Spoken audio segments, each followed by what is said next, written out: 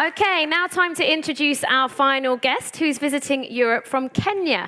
And he's going to talk to us a little bit about the role of creative industries, so music, media, the arts, film and theatre, and how those can intersect with innovation and the startup scene. He's got a lot of experience in it himself. He's a filmmaker, he's a writer, he's worked with the Duke of Edinburgh Award in Africa. He's also worked with a whole bunch of different startups. His official title is co-director of The Nest, managing partner at Hever Fund. He's going to tell you a little bit about both of those. So please welcome to the stage, George Gachara.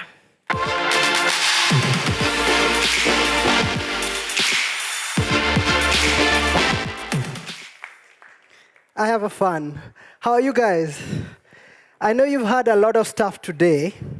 So what I'm going to do today is read a couple of stories and then show you a bunch of photographs.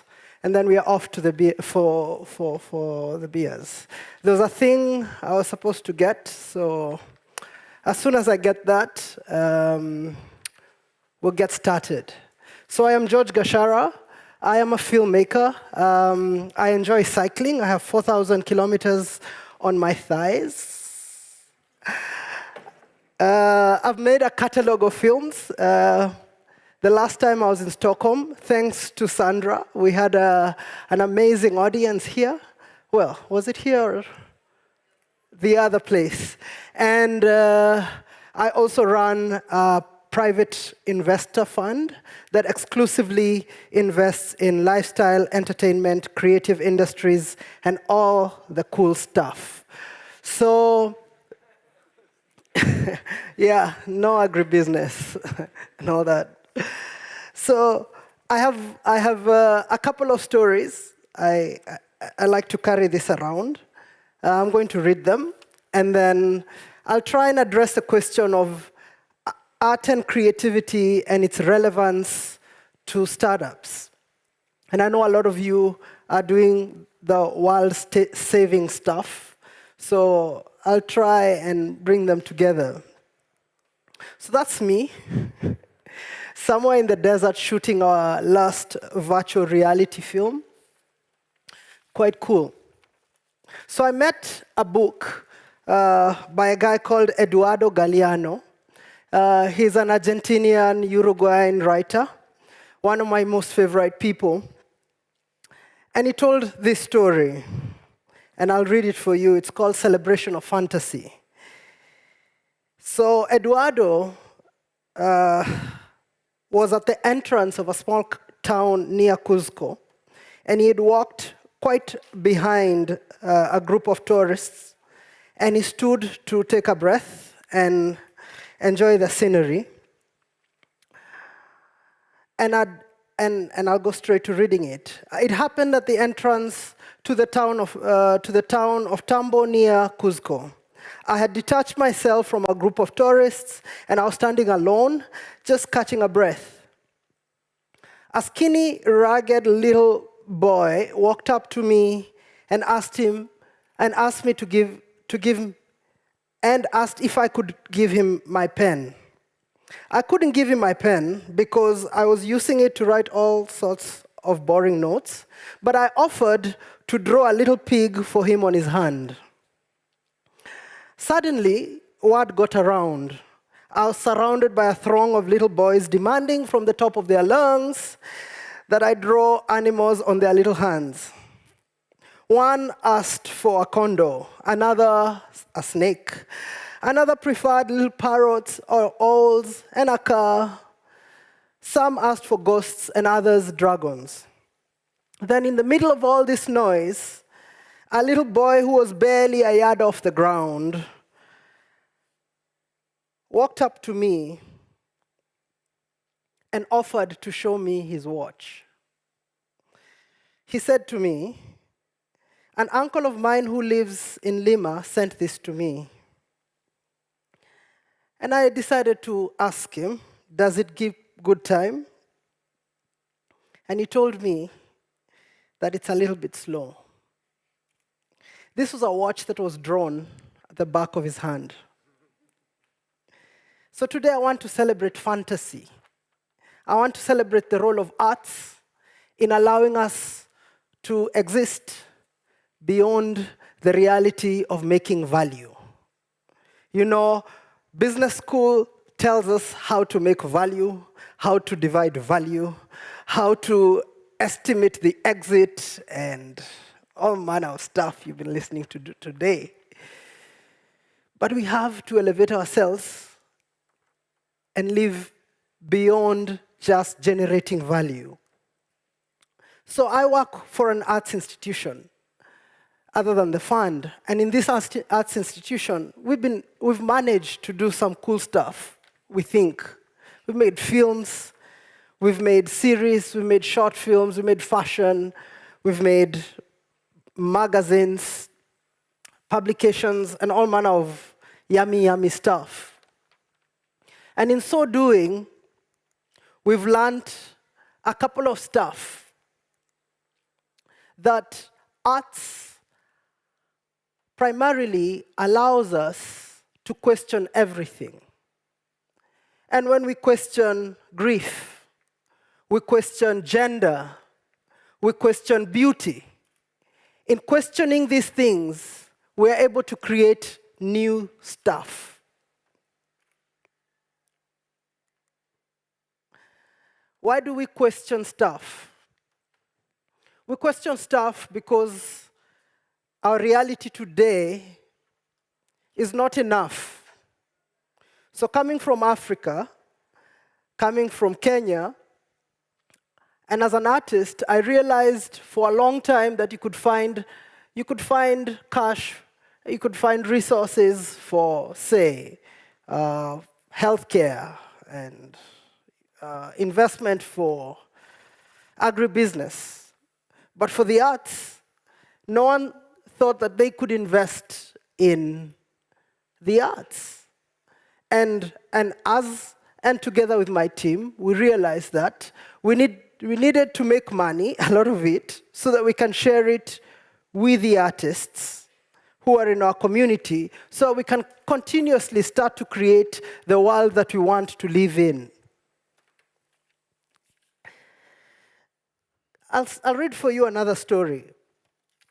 And why this is important for me when we are thinking about the conversation of rethinking everything and creating new worlds. Eduardo Galeano invites us to think about the parable of teaching a man to fish. And in his book he says, an old biblical proverb says that it is better to teach a man to fish than to give him fish. Bishop Pedro, who was not born in America, knows the country inside out and asked what happens when they poison the river. Or what happens if someone buys the river, which belongs to everyone, and bans fishing? What happens when what is happening now happens? So this brings me to the question of teaching a man to fish is not enough anymore. We live in a world where there is climate change. We live in a world where everyone is closing. Borders are closing. We are being told we will have so much victory that we will be tired bigly. So what is your role as an entrepreneur in the world that we live in today? What is your role? Your role is not just to create your own value, to scale up your own startup. And this is a thing that I ask of everyone that we invest in. Of the bigger questions in our ecosystem, in our world today, what part of it are you taking to, what part of it are you addressing in your own value? So whether it's in fashion, how are you addressing climate change in your fashion? How are you addressing the question of inequality? How are you addressing the question of access to resources, that water is running out in this planet? So I want to be that kind of investor that allows every individual, through creative inquiry, to take a little part of the bigger problems that we have in the world and make value that's beyond just your own value. And as the Nest, we've tried to do that. We use aesthetics, we use materials, we use our time, we use our voice to create products, to create visuals, to create music, to create films, to create a lot of stuff that tries to address the bigger questions. So as I end today,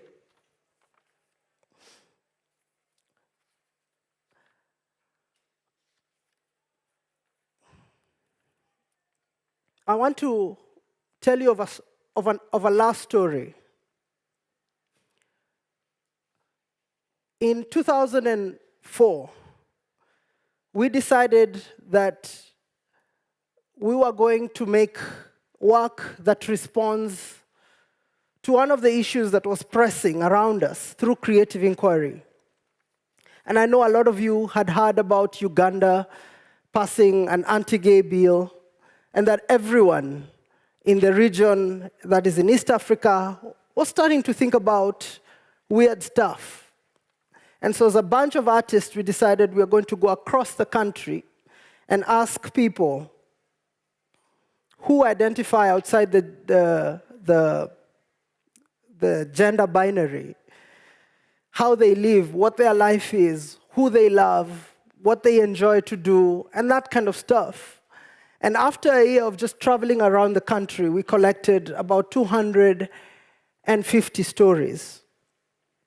These stories were amazing. Some of them were told to us in such beautiful, romantic ways. I remember one of them. There was this guy who was born in the mountainside town of Kenya. And he was a farmer, and he had fallen in love with one of his friends. But he really was deeply conflicted about this stuff.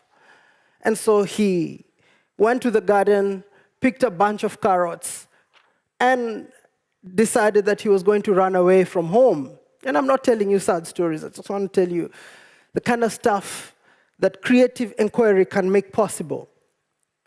And so this guy got onto a cargo train and fell asleep. He woke up in a different part of the country. And he decided that he's going to start his life afresh. He went to a mosque and told a random guy, a random imam, his story, and he was given a note written in Arabic.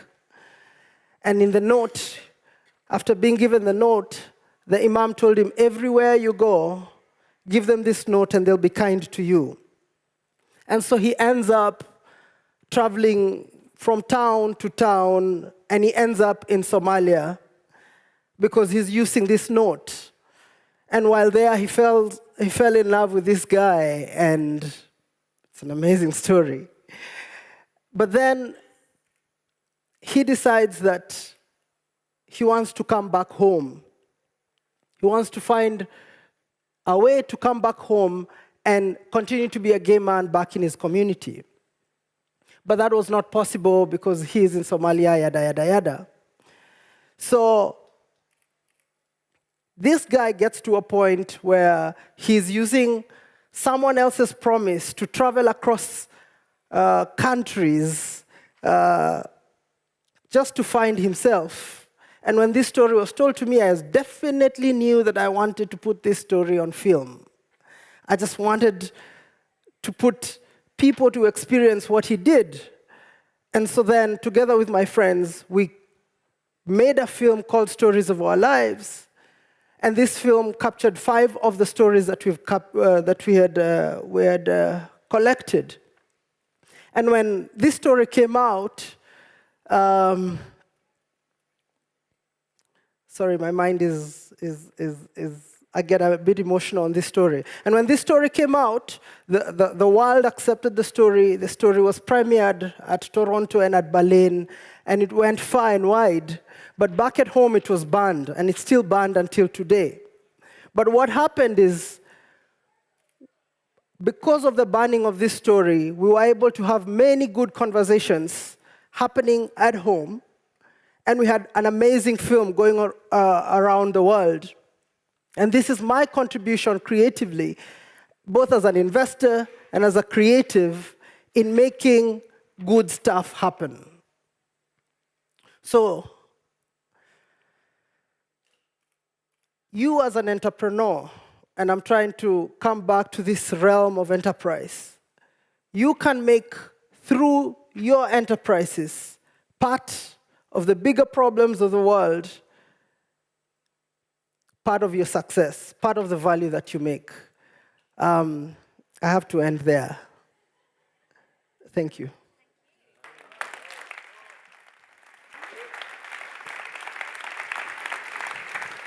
Sorry, I got carried away. It's okay. Some really emotional stuff. Thank you for sharing all of that. And really, I think, fitting into the very multidisciplinary approach that Stockholm School of Entrepreneurship has. It's not just about tech and finance. Being innovative and being an entrepreneur can involve all sorts of other creative industries as well. So super, super cool. I'm just waiting to find out where Rasmus Rahn is, the Executive Director of Stockholm School of Entrepreneurship. I know he wants to say a couple of words before we wrap up. So we can, if you're okay to stick around, a couple of questions for George. Does anyone have anything to ask? Yes, we've got a question in the front. We've got one of our great volunteers running down with a microphone now, so that would be great. And then almost beer time, guys, so it's good. Here's Rasmus. But let's take a few questions for George first. So yes, thank you. Hello. Hey. Can I ask you what the note said? Oh, the note? Yeah. Maybe later. Yes. Okay. Oh, deep question there. One more question? Yeah, over here? No? Last question of the day, guys. Okay, well, let's ask you. Final tip for wannabe entrepreneurs from someone that's been there, done that, bought the T-shirt, probably made the T-shirt, written it, designed it, made a film about it. For your tip for our guests here today. I'll read a final story. This makes me less nervous. So Eduardo Galeano, once again. I was wandering lost through the city, the streets of Cadaz, thanks to my acute sense of disorientation, when a man rescued me. He instructed me on how to get to the old market and to any other destination in the world. And this is what he said: let the road lead you. Thank you.